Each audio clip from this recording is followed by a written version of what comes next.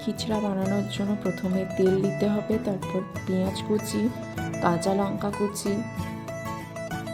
স্বাদ অনুযায়ী লবণ, হলুদ গুঁড়ো, ধনে গুঁড়ো, জিরে গুঁড়ো দিয়ে ভালো করে নাড়তে হবে।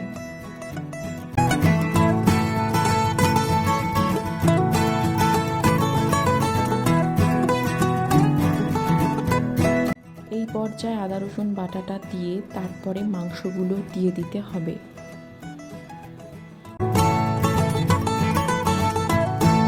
পরিমাণ মতন পানি দিয়ে মাংসটা সেদ্ধ করে নিতে হবে।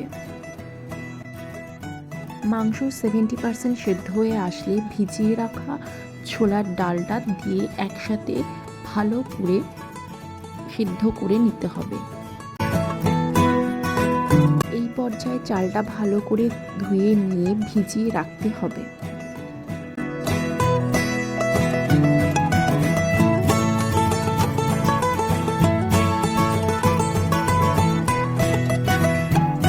এরপর একটা কড়াই নিয়ে তাতে তেল দিয়ে সামান্য কয়েকটা এলাচ, লবঙ্গ, দারচিনি দিয়ে দিতে হবে।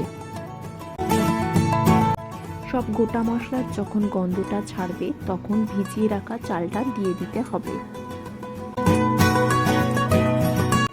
চালটাকে ভালোভাবে নেড়ে যখন ভাজা ভাজা হয়ে আসবে তখন কেওড়া পানি, গোলাপ পানি দিয়ে ভালো করে নাড়তে হবে। তারপরে পরিমাণ মতন পানি দিয়ে চালটা সিদ্ধ করে নিতে হবে।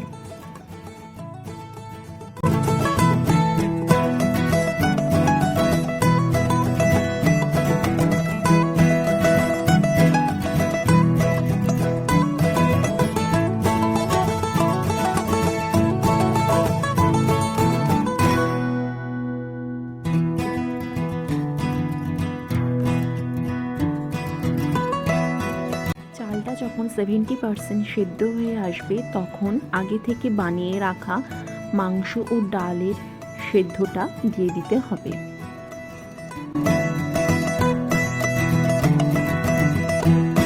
সবগুলো ভালো করে মিশিয়ে নিয়ে পরিমাণ মতন পানি দিতে হবে ও গরম মশলা গুঁড়ো দিয়ে ফুটিয়ে নিতে হবে।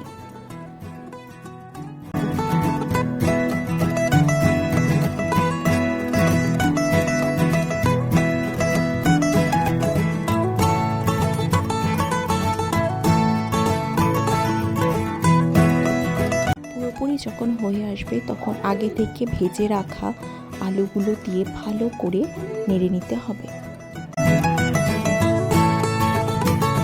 তড়কা দেওয়ার জন্য একটা প্যানে ঘি নিতে হবে, তাতে গরম মশলা গুঁড়ো, গোলাপ পানি, কেওড়া পানি দিয়ে ভালো করে ফুটিয়ে নিয়ে খিচুড়ির ওপর তড়কা দিতে হবে।